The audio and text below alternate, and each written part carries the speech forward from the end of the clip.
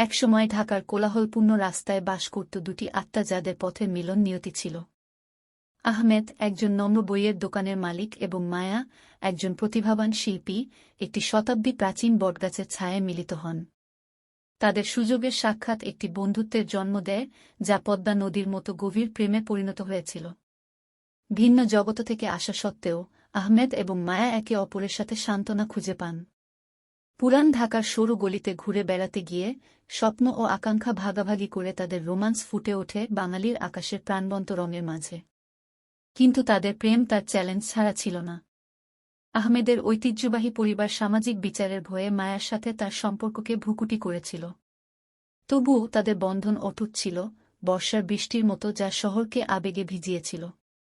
সময়ের সাথে সাথে আহমেদ এবং মায়ার প্রেমের গল্প ঢাকার বুন্নে বোনা হয়ে ওঠে, রিকশাচালকদের গানে ফিসফিস করে এবং মশলাদার বিরিয়ানির গন্ধের প্রতিধ্বনিত হয়। তাদের যাত্রা ভালোবাসার স্থায়ী শক্তি, সীমানা অতিক্রম এবং প্রত্যাশাকে অস্বীকার করার একটি প্রমাণ ছিল।